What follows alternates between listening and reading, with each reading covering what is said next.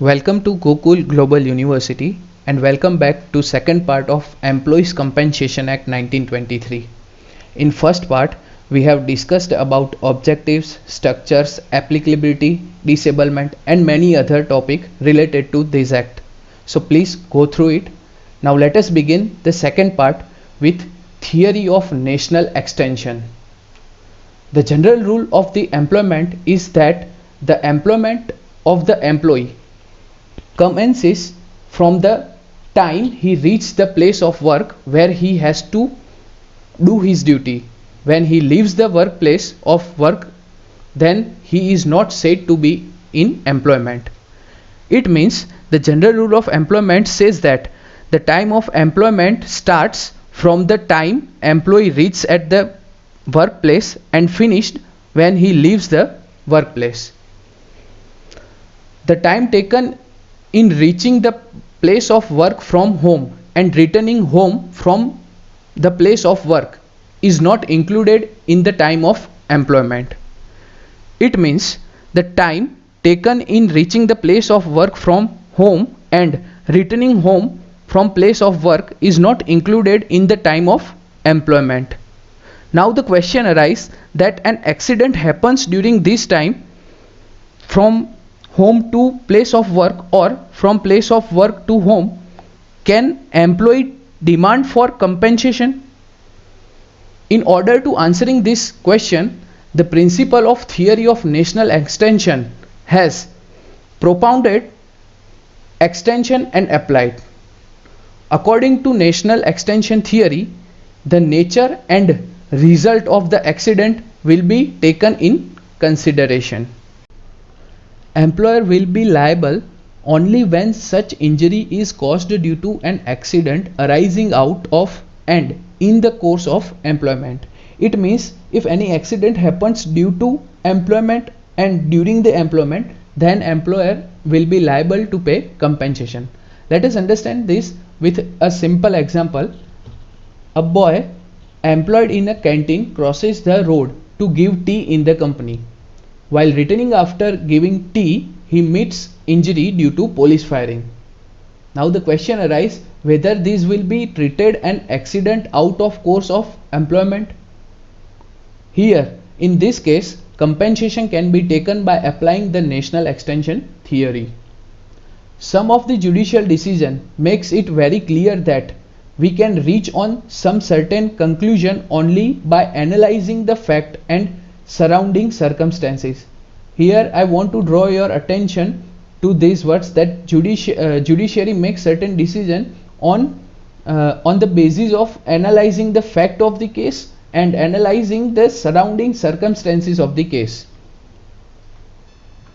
Here the list of cases related to the national extension theory. I hope you will go through it. Now alternative remedy under section 3 subclause 5.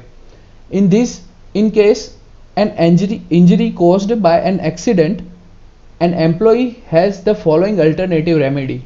He can claim compensation under this Employees Compensation Act. He can claim damages in tort. He can claim the Employers Liability Act. Now let us understand section 10, which deals with the notice and claim of the accident. An employee who is injured by an accident must give notice in writing, and the notice must contain these three things. Number 1, the name and the address of the employee injured. Number 2, the date of the accident, and number 3, the cause of injury. Section 11, which deals with the medical examination. An employee shall submit himself for medical examination if offered by the employer. It means if employer call any injured employee for medical examination, then he have to appear in it. Second, any such offer made by employer must be free of charge and made within 3 days from the time at which services of the notice has been affected.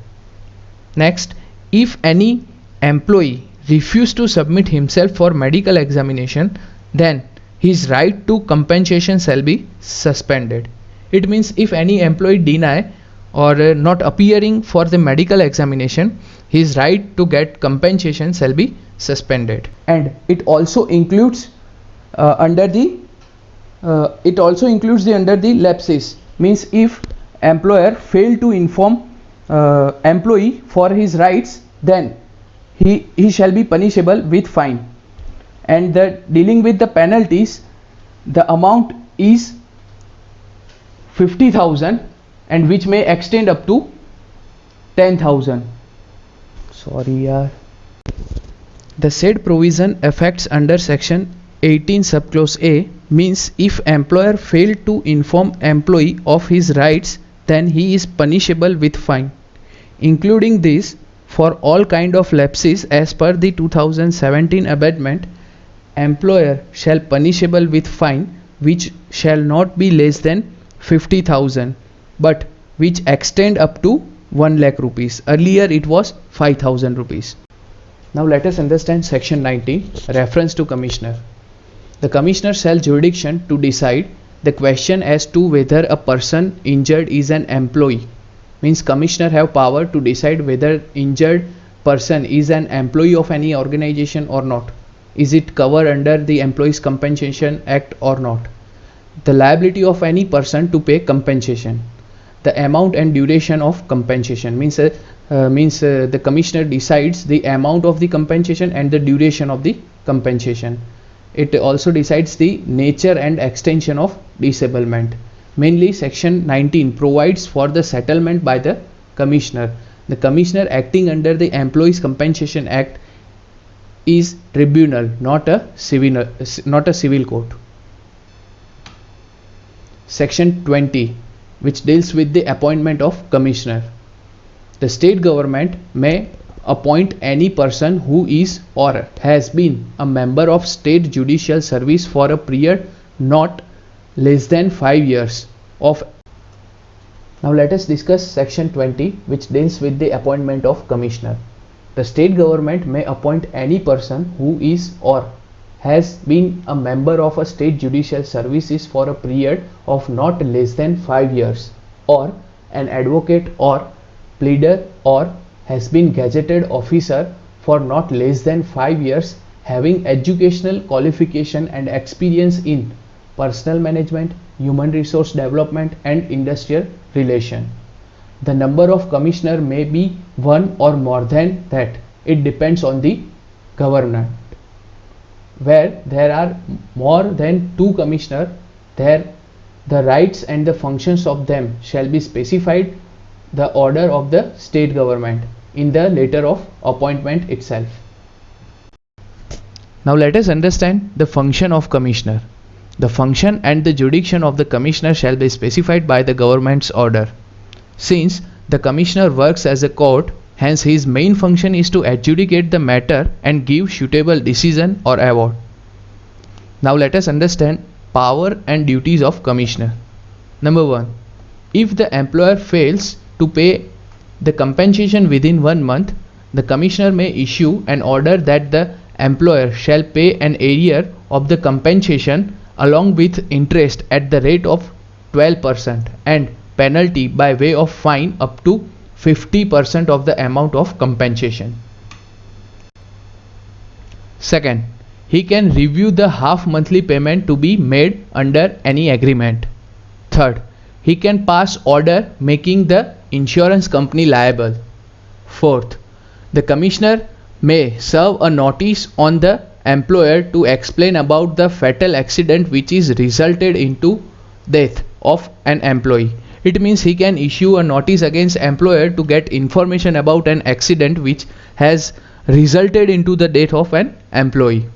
Fifth, the commissioner may transfer any proceeding pending before him to another commissioner who has the jurisdiction to hear that matter. Sixth, the commissioner shall have all the powers of a civil court for the purpose of taking evidence on oath and of enforcing the attendance of witness and compelling the production of documents and material objectives. Seventh, commissioner can refer any matter to High Court if it is a suitable question of law. 8th, he can get power under section 28 to register the agreement made between the parties, employer and employee. It is a duty of commissioner for disposal of case relating to compensation within a period of 3 months from the date of reference. So this is all about the Employees Compensation Act 1923. Thank you.